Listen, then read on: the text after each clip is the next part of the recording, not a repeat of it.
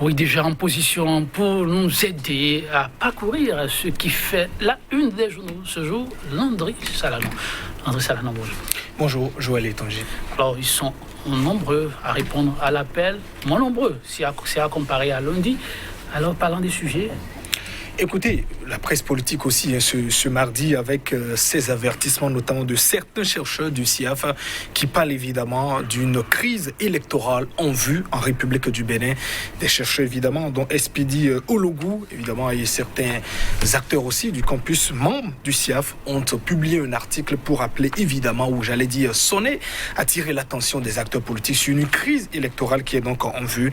Les canards révèlent ou publient, évidemment, disons, ces réflexions de ces différents chercheurs.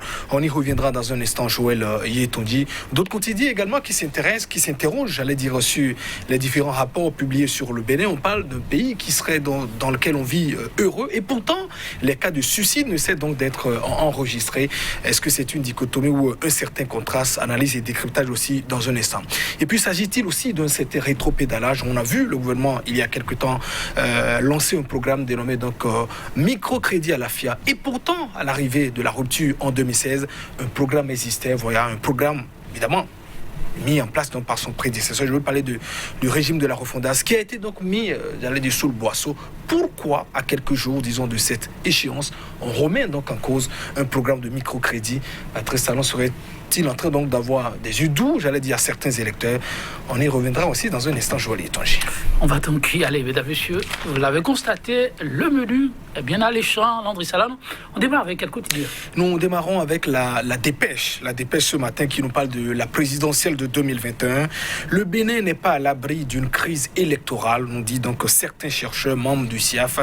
Voilà, sur des propos sur lesquels on reviendra donc dans un instant. Et à eux de préciser, le Bénin de 2021, il n'est pas encore tard pour la paix. Le Point Média nous parle donc, nous dit donc après presque 5 années d'austérité au Bénin, la rupture en mode charmeur, cela suffira-t-il pour inverser le désamour en 2021? S'interroge donc le journal Point Média en sa parution du jour. Microcrédit à la FIA, opportunité ou à part électorale, s'interroge donc par ailleurs le quotidien en sa parution du jour. Et puis évidemment, sous le leadership de Jean-Claude Cassibrou, voilà, l'Afrique de l'Ouest brûle, voilà, s'exclame donc le journal Point Média en sa parution du jour. Matin libre qui nous présente donc cette image du chef de l'État Patrice Talon. Bénin, suicide au pays des gens heureux, voilà ce que nous dit donc le journal dans une réflexion, un article publié. Et puis tout au titre aussi à lire, toujours à la une du journal, étude de loi des finances 2021, audience publique. Les députés en retard, les syndicalistes vident la salle. Voilà, cela s'est donc passé ce lundi au niveau de l'Assemblée nationale où le président de la commission des finances devrait donc échanger avec certains syndicalistes, mais un peu de retard, ils ont donc déserté la salle. Projet de loi de finances gestion 2021, que retenir également des mesures sociales. Matin libre apporte donc quelques explications dans ces colonnes ce jour. L'éco-info qui revient donc sur la polémique du jour. Le Bénin est un pays de pagaille. Nous sommes donc un pays de pagaille. Et au journal L'Écho de dit que Patrice Talon croit évidemment que tout lui est dû aujourd'hui. Voilà donc la réflexion du journal L'Éco-info. Et matin, j'allais dire le matinal qui s'intéresse aussi à la politique, notamment la présidentielle d'avril 2021. Les candidats de l'opposition peinent à s'annoncer. Voilà ce que nous dit le journal, qui nous propose tout de même certaines images de certains acteurs. Joël Aïvo, voilà, Éric Onleté également des démocrates, et puis sans oublier également Paul Rompé, voilà, des Foscori pour un Bénin émergent. Et le quotidien Fraternité, qui fait aussi ce constat, course à la marina en 2021. Les femmes ont pourtant un rôle majeur à jouer. Des candidatures pas évidentes, en tout cas dans ce siècle qui commence donc à être annoncé. Aurions-nous, je l'ai dit en 2021, une femme candidate pour dans la course? Voilà une question qui reste donc posée. Et puis tension en Côte d'Ivoire, l'opposition annonce donc la création d'un conseil national de transition. L'Audace Info nous parle évidemment de ces sorties de Joël Aïvo. Eh bien, Joël Aïvo mise sur le Nigeria. Voilà ce que nous dit donc le journal, parlant donc de l'intégration, également de la régionalisation du bon voisinage. Et un quotidien spécialisé Éduc-Action, qui nous parle donc de cette polémique autour des enseignants préinsérés 72 heures après leur redéploiement dans le secondaire. Certains aspirants de retour dans les salles de classe, mais attention, il y a toujours de déficit d'enseignants en mathématiques, en PCT et puis en EPS, avertit le journal.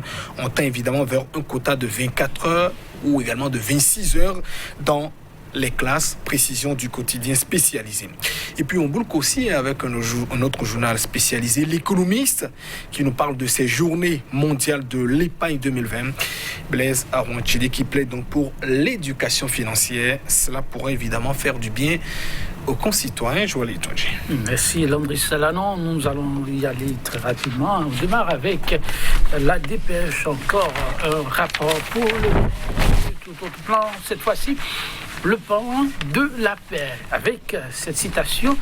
Ah oui, comme Massime, et ça sonne très rythmé. Il n'est pas encore tard pour la paix, mais plus tard, il peut être trop tard.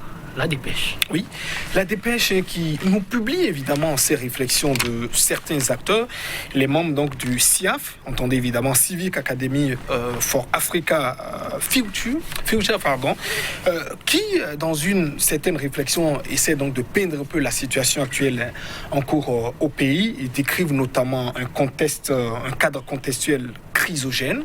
Ils parlent aussi d'un cadre légal qui est donc en question. Et puis troisième élément, notamment un cadre institutionnel qui est donc chrysogène. Voilà, ces acteurs qui un peu se mettent en avant-garde pour appeler la classe politique en général et principalement le chef de l'État, Patrice Talon, a joué évidemment de ce rôle important pour que nous puissions donc pour mettre, le Bénin à l'abri d'une crise électorale en 2022. Il parle déjà d'un cadre contextuel qui est donc chrysogène, faisant évidemment allusion à ces élections exclusives qu'on a pu obtenir en 2019 avec l'exclusion de toute la classe politique de l'opposition, également d'autres acteurs en tout cas. Les deux partis, qui se partagent les 83 sièges au niveau du Parlement, ce sont uniquement les partis qui soutiennent donc les actions du chef de l'État. Et on n'a pas fini, comme on le dit souvent, de solder les comptes, notamment de cette question de 2019, même si on a eu quand même un certain dialogue en 2019, toujours juste après ces événements de février, de juin 2019, dialogue politique, en tout cas où on s'attendait à asseoir toute la classe politique pour essayer de solder les comptes et apaiser les tensions. Non, c'est plutôt la révision de la Constitution qu'on a donc pu obtenir. Donc, la question, la crise de 2019 n'est pas totalement réglée, elle est encore fumante, comme on peut le dire, et se basant sur ces éléments, c'est qu'on n'est pas à l'abri, comment dit-on, d'une autre crise à partir de 2021, notamment l'élection, comme on le dit, la présidentielle, qui est donc un scrutin majeur au cours duquel nous avons les projecteurs qui sont donc sur notre pays, le Bénin. Ils parlent aussi dans leur réflexion d'un cadre légal qui est donc en question. Allusion faite évidemment aux différentes lois qui ont été donc votées, les lois qui sont votées de façon exclusive, sans, une certaine concertation. Allusion faite par exemple à la Constitution, la loi fondamentale du pays révisée en procédure d'urgence, Joël Yetondier, uniquement sans débat. Voilà, on a découvert le test d'ailleurs après le vote, qu'on a donc le vote au petit matin du 1er novembre 2019. Donc, question également. Et puis aussi, un autre élément qui évoque ces chercheurs, il s'agit du cadre institutionnel aussi qui est chrysogène. Il parle à la fois, comment dit-on, du COSLEPI, absence totale également de la minorité parlementaire, pas d'opposition. Il parle également de ce Parlement qui est gorgé que des soutiens du Parlement, qui nous produisent des lois tout de même qui représentent la nation. Et vous voyez tout le débat qui se pose en tout cas par rapport à cette mandature. Donc en tout cas, elle ne nous représente pas. C'est ce que vous disait votre invité hier par exemple sur l'émission 100% Bénin. Donc il y a un véritable problème qui se pose et aux voix déjà, aux nombreuses voix qui alertaient déjà, voilà, ces chercheurs du CIAF viennent une fois encore appeler la classe politique, notamment le chef de l'État, en lui disant il n'est pas trop tard pour la paix. Attention, le Bénin n'est pas à l'abri d'une crise électorale. Je crois évidemment qu'on le dit souvent, Joël Yetondier, nous, le rôle de la presse aussi, c'est d'alerter, c'est de dénoncer, et aux politiques de prendre le relais pour également jouer leur voix. Mais on a l'impression que depuis des mois qu'on alerte, évidemment, un silence s'observe sur tout ce qui est donc, voilà, évidemment sur le temps. On a un peu comme argument de mettre, voilà, nous sommes dans un protocole additionnel de la CEDEAO et vous cherchez également d'avertir que le protocole de la CEDEAO, par exemple, ne nous empêche pas également, comment dit-on, de nous asseoir et de régler les problèmes. Et d'ailleurs, je conclurai en disant, rappelant souvent ces propos quand on posait la question à cet acteur Macky Sall, que préférez-vous entre le respect des tests et puis la paix? Et à lui de dire, il faut la paix pour appliquer les lois d'une république. Oui, André Salanon, la politique, on en a eu ce matin avec les confrères Point Média qui nous amènent du politiquement correct à l'économiquement correct, à ce qu'il paraît, oui. La rupture serait donc en mode charmeur, le journal qui parle, disons, par exemple, de cette affaire de microcrédit à la FIA qui vient donc d'être relancée. Et le contraste ou la dichotomie, c'est de savoir que c'est d'apprendre qu'à l'arrivée de ce régime en 2016, ce programme qui existait avait été suspendu, voilà. On pourrait dire peut-être c'est pas mauvais, peut-être voir clair dans ce qui se passait, mais la communication qui avait été avancée, qui avait été faite, c'était de dire voilà, on distribuait de l'argent aux populations, ce n'était pas, j'allais dire, efficient, et patatras, c'est-à-dire il y a 6 mois de cette présidentielle, on voit Patrice Talon relancer, comment dit-on, ce microcrédit une fois encore. En tout cas, en tant qu'analyste, on ne peut pas, comment dit-on, exclure cette échéance qui vient. Et la conclusion aussi du journal, c'est cette interrogation du journal. Est-ce que cela suffirait, par exemple, à inverser le désamour, par exemple, en 2021? Et où est-ce que encore Patrice Talon serait donc en mode, comment dit-on, charmé, ou c'est peut-être aussi un appât électoral? Je crois, en tout cas, c'est ce que je pense. C'est aussi, comment dit-on, des indices pour un peu faire des yeux doux, voilà, aux électeurs. Mais est-ce que c'est mauvais? Non, on peut dire, comment dit-on, à tout acteur politique que les moyens sans doute sont bons, mais ce qu'on peut également déployer, c'est que quand vous avez pris tout le temps de déblatérer sur une initiative et que vous revenez une fois encore prendre cette initiative, c'est pourquoi, et je vous rappellerai aussi ces propos, comment dit-on, d'un enseignant d'université qui disait Patrice Talon doit pouvoir gouverner en n'ayant pas dans le miroir Boni Yayi, c'est-à-dire un peu comme tout dit, je ferai tout le contraire de ce qu'il a fait. C'est le terrain un peu qui commande. Dès que vous avez besoin des actions pour être porté en triomphe, il ne faut pas avoir de la retenue ou, comment dit-on, j'allais dire de frein à l'exercice, à l'accomplissement de votre mission. Merci à vous, André Salanon. C'était les spectateurs, oui. On va s'en arrêter là, mais on se retrouve demain.